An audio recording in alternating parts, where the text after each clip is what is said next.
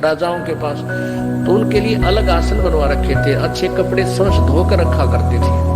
नौकरों को आदेश दिया कि ऋषि जी आगे हैं और उनका आसन लगाओ, अलग से उनका अलग आसन लगवाने लगे। ऋषि जी सुखदेव नौकायनों नीचे बैठ गया वहीं पर। तो राजा जनक दौड़कर निकट आए, महाराज यहाँ ना बैठो, महाराज मेरा अपमान ना करो, अपमान ना करो, यहाँ बैठो। नो बोला नहीं मैं यहीं बैठूंगा। तो राजा जनक कहने लगे भाई ऐसी मेरे से क्या गलती होगी, आप रुष्ट हो ऋषि जी? नहीं।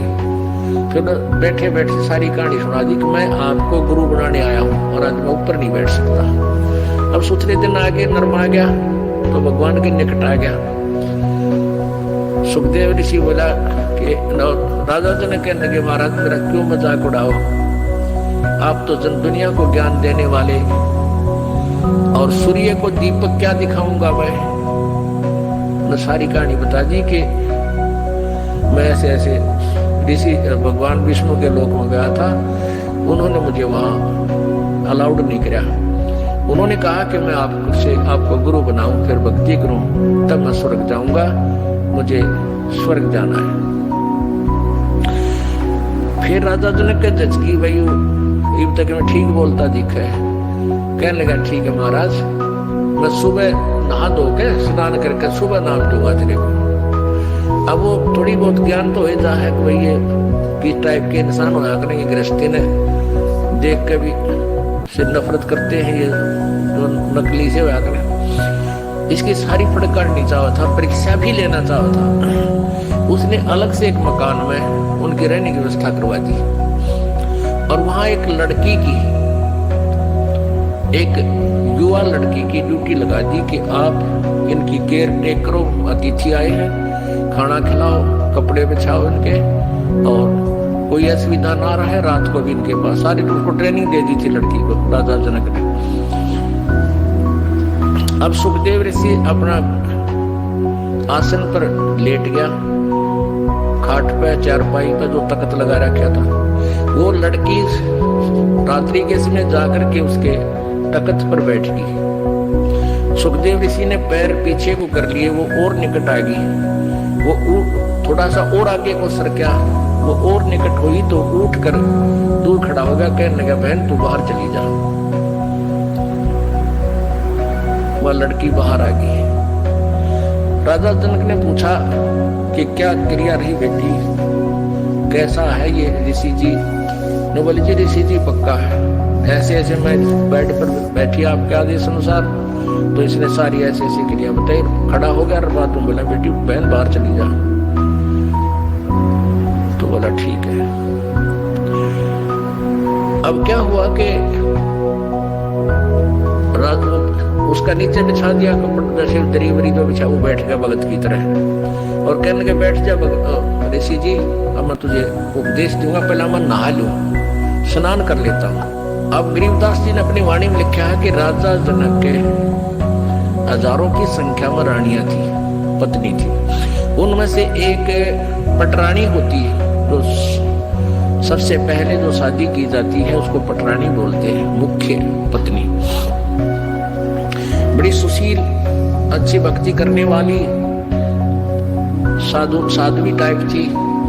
उसको कहा राजा जनक ने कि मैं नहाऊंगा, और पानी गर्म करा, बता दिया था सारा, उसको ट्रेनिंग दे दी थी। वहीं पर जहां इस बड़े बड़े दरवाजे होते थे, वहीं इधर सुखदेव ऋषि बैठा और इस साइड में लगा कर चूल्हा ईटा का, और ऊपर धर दिया पतीला और नीचे बाल दिए लकड़, सूखी लकड़, और पानी न उबला जो कर चाह बनाया करें, बनाते उबला करें।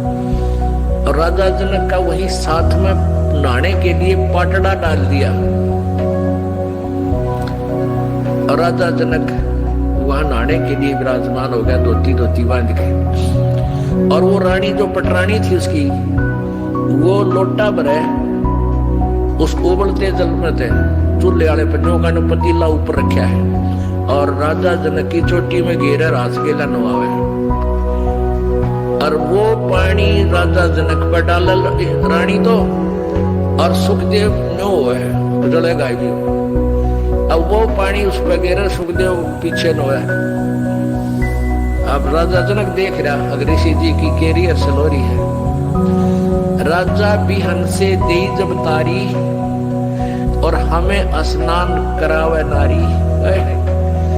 राजा हंसा और जो न्योकड़ो है ना, तब राजा ने कहा कि सुखदेव ऋषि आप एक बार व्यास के बेटे तो अपने आप को ऋषि मानने फिर था, बाल ब्रह्मचारी कहे था और हम तो गृहस्थी हैं बाल। और आज जो मेरे नहाने के बाद जो पानी गटर में जा रहा है, जो नाली के अंदर से पानी बह रहा है, तो इसमें हाथ दे दे व्यास के बेटा, जब जानो तो किसा भगत है, अपने आप में ऋषि बना फिर था।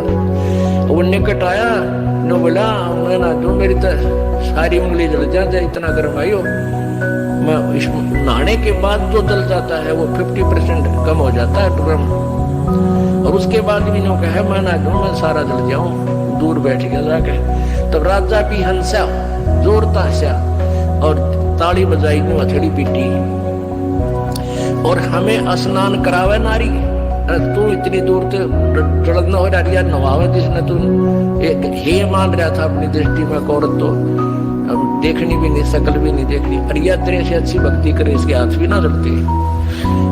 और ऐसा योग कमाया पुता बेटा, योग के इतना भक्ति करी के साधना की, और क्या हुआ जो इंद्री धूता। अरे क्या हो गया, तन इंद्रियों को काबू करने की चेष्टा कर रही है, इनके खच्चम खच्चा हो रहा। इंद्री कर्म लगाओ किसके, जैसे जिव्या लेप नहीं मधुरस के। हालांकि इस इंद्रिया का के दोष है भाई, इन तो रोके बैठा। अब जीभ के शहद लगा दे, 1 सेकंड में टेस्ट करके नीचे कर देगी, जीभ का निशान भी ना भाव मत होगा। तो इंद्रियां का कर्म नहीं लगे, तेरे मन के कर्म लगेंगे। और मन में दोष आए बिना रह नहीं सकता बेटा, ते तो कितनी बात बना ली। या वो भी जान गया भाई मन तो दुष्ट है, 1 मिनट में करा के बुंदी सोच जा, फिर सेकंड में कुछ और सोच ले। तो कहते हैं इंद्री कर्म लगाओगे किसके, जिव्या लेप नहीं मधुरस के। काफी ज्ञान दिया, फिर समझाया उसको। फिर क्या बताया कि रात्रि के समय ये लड़की तेरे बेड पे बैठी और तेरी क्या स्थिति थी, क्यों डर गया, या कोई खावा थी तेरे को, तेरे में ज्ञान नहीं, विवेक नहीं, अब तो आत्म तत्व में भी नहीं है, परमात्मा के निकट कहा, तो बहुत देर की बात है। योगी पुरुष आत्म तत्व में आ जाते हैं, स्त्री और पुरुष की आत्मा में उन्हें भिन्नता नजर नहीं आती।